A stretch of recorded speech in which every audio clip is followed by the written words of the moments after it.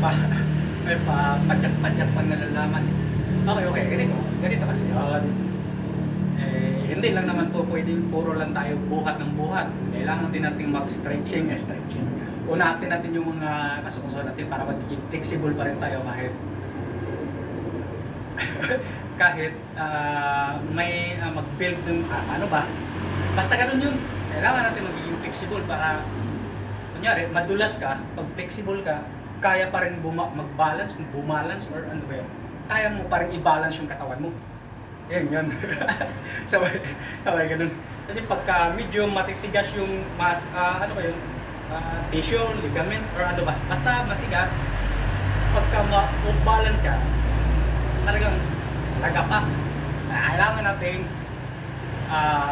unat-unatin yung mga kasukasuhan natin para magiging flexible nga. Yun nga, paulit-ulit, flexible. Ganun yun. Kaya dito, start muna tayo sa ganito, ganire. Kasi yung dito yung mga hamstring nga. Naguluhan pa eh. Basta yung hamstring natin, kailangan natin maunat kasi yun yung tagahatak natin para hindi tayo mapasubsob eh. Ano yun, chismis yun kasi wala yung proof, wala yung scientific na basihan, walang scientific research na back up. Basta ganun, chismis yun. Pero lahat ng sasabihin mo may scientific na basihan, ano yun, hindi yun chismis. Talagang lihitin mo yun. Kaya, gayon yun. Yun na. Kahit nga sina Chris Bumstead sa ngayon, nung nag-retiro na siya sa bodybuilding, nagpo-focus na rin sila sa ano pa tawag, basta may workout na para sa flexibility ba. Hindi na puro building muscle. Tinitrain na rin nila yung kanilang mga kasukasuhan na magiging flexible. Yung flexible. Ayun na. Basta ganun yun. Yun din yung gagawin natin. Kailangan din natin kaya lalo na ganito kasi halili kasi pinakiramdaman ko kanina wala pumapasok ibig sabihin halili. Pero nabanggit na rin ni partner kanina na wala na raw pasok. Ang ano doon baka may mag-overtime. Tapos pa stretching dito tayo. Dahil palo tayo sa puwet. Kaya hindi nagpihis ng maaga. Ito lang yun. Ito wala nang bilang-bilang to kung ilang seconds or repetition, basta pakiramdaman mo lang yung muscle mo.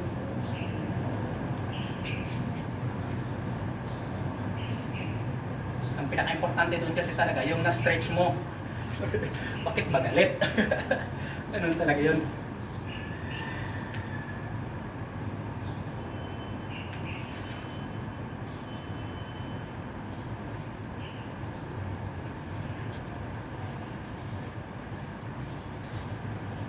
Minsan kasi dito na ito yung parang nakakaligtaan natin eh. Lalo na pagka nagkakaedad ka na, yung muscle mo medyo ano na rin, iba na rin. Hindi na rin talaga kagaya ng kabataan na kahit wala gaanong stretching physical activity na gagawin, kaya. Pag nagkaedad ka na, yan nga, galing na talaga sa mga ex-professional na mas mataas na, mas mahaba na yung stretching kaysa playing time. Napanood ko yan madalas sa mga ex-PBA player na naglalaro ng exhibition game. Nung mga bata pa raw sila, halos walang stretching. Pag counting pag pinagpapawisan na, goods na. Ngayon, wala na talaga. Mas mahaba na nga raw yung stretching kaysa playing time eh. Kailangan natin yan. Okay. Tapos, lahat ng, wala itong sa akin, wala naman itong pagkakasunod-sunod. Kung ano yung naisip kong gawin, yun na yung gagawin ko. Kaya, kailangan natin mag-eksperimento. Wala chismis yun. Basta,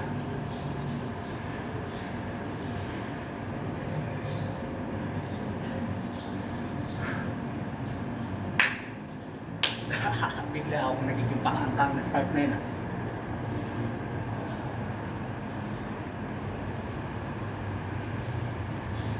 nung bata-bata pa, mas madali lang itong gawin. Ngayon, medyo mahirap na. Dahil na pagka mayroon na rin akong sciatic nerves na ano. Adi, mayroon naman talaga lahat ng tao, mayroon naman talaga sciatic nerves. Parang nagka-problema yung sciatic pa. Sciatic, ano ba tamang? Ano dun?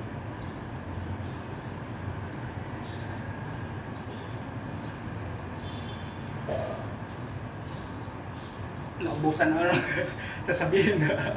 Sasabihin na.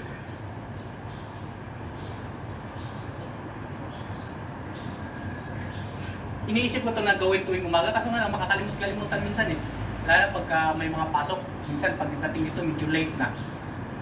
Eh magmamadali na, kasi maya kasi may magdadatingan na eh. Kaya yun yung pakaangkang sa part na yun. Ngayon, holiday nga, hindi tayo nagmamadali, kaya pwede tayo kuya-kuy na. Huwag lang ipakaangkahan kasi pag pakaangkahan at saka kuya-kuy kung pinagsama mo, delikado.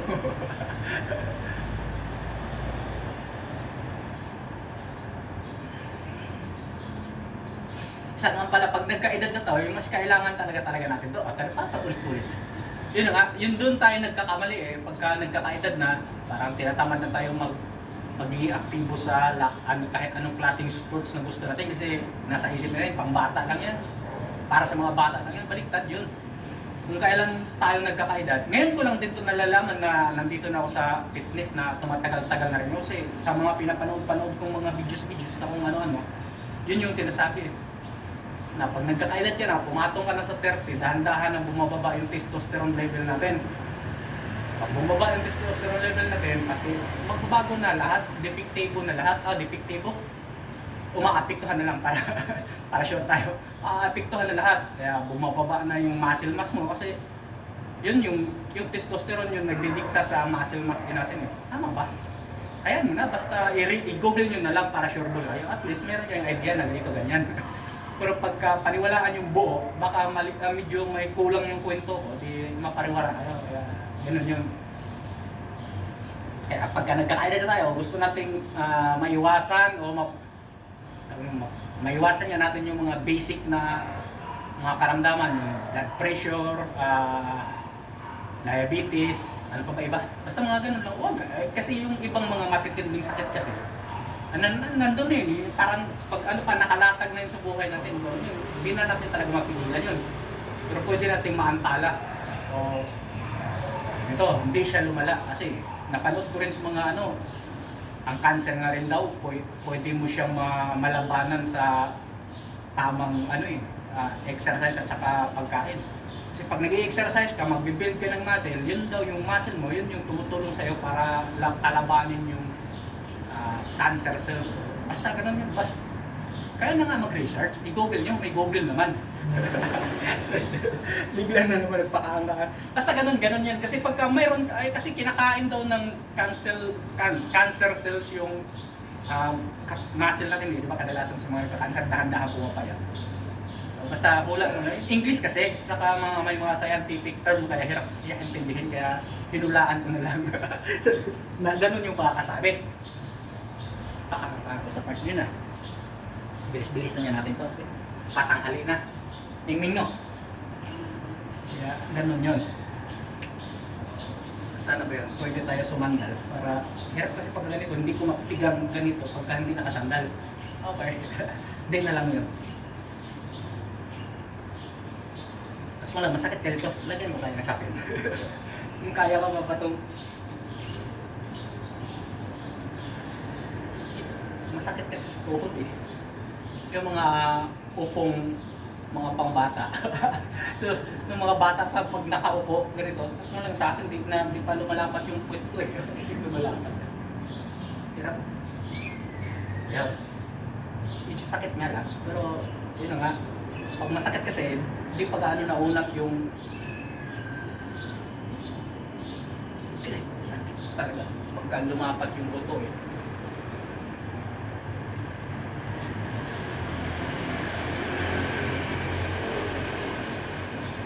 Dito natatalo yung mga mga foreigner kasi bibihira lang nila ginagawa to sa Pilipinas kasi madalas tong ginagawa to ganitong pagkakapukpong sa Bisaya pa. habang nagchismisan sa tabi ng kalsada kasi walang upuan, kaya ganito yung gamit. Sa kanila, walang chismisan doon sa kanila eh. Kasi yung mga tao doon, busy lagi sa kanya-kanyang buhay, kaya walang chismisan. Dito sa Pilipinas, kaya malalim yung squat ng mga sa Pilipinas, so buong Asia ata. Mga Asiano, malalalim yung squat kasi nga sanay sa kwentuhan na pag ganito ganyan. Nagkukwentuhan, kahit pa maghapong kwentuhan, walang upuan, goods pa rin kasi nga kaya umupo ng ganito. Biglang nagiging yun yung kwento doon. So,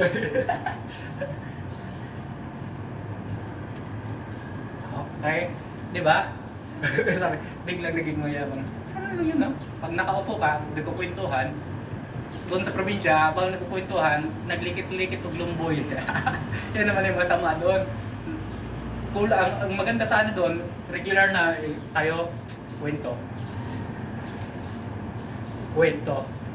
Para pagkatapos ng kwentuhan, yung ilang oras na kwentuhan, na workout na gusto yung legs. Hindi naman importante. Kahit walang pabigat, yung katawan mo mabigat na yun, o ilang kilo ka, ibawas mo yung legs, yun na yun. Kung kunyari, 80 kilos ka, sabihin natin nasa 30 plus kilos yung upper body mo kasi yung 50 kilos nasa legs. Kasi yun yung legs naman yung pinakamakapal na muscle eh. Para ka rin nag-squat ng 30 pounds. 30 pounds, 30 kilos. Habang kukwentuhan, lagyan din ng konti. Tapos i-flex mo rin para ma-activate yung muscle. Bigla ako napakahang spark na yun. Yan na. Maya, pwede na tayong tumakbo-takbo. Naka-ready na yung ano eh.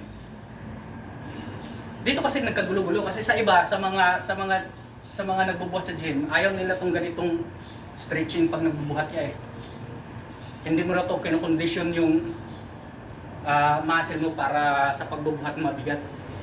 Kasi ang gagawin ng muscle mo raw pagka ganito, ibababa daw niya yung parang i-prevent niya na hindi ka ma-injury. Hindi mo siya kinokondisyon na magiging malakas. Pero pagka tumakbo ka, kailangan mo tumakbo kung ano man yung gagawin mo gamit yung mga legs mo, legs ba? Basta lahat na. Kailangan mo unatin yung mga kasukasuhan. Gamitan pa rin natin ang footwork. Kasi pagka paulit-ulit lang yung position, maumay ka, gamitan natin ang footwork. Di ba? Para ma-enjoy mo pa rin. Pakaang-kaang naman si ako eh. Listen po pa. Kahit hindi ka lumayo, naigalaw mo pa rin yung katawan mo. Sabi ganun. Hindi ka pa rin maumay. Kasi kung sa iba, madali silang mainit. Pag isang galaw lang yung ginagawa, baguguhin mo yung angle mo. Kagaya nito.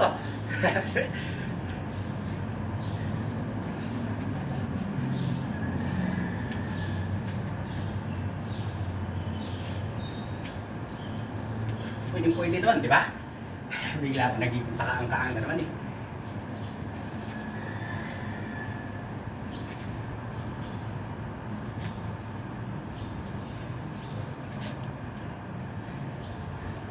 Parehas lang din ng galaw bro, binago-bago lang yung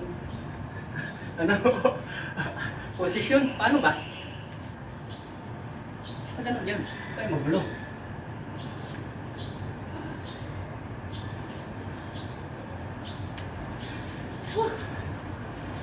Pwede na yun. Pwede na tayo mag-warm up. Pwede mag-warm up.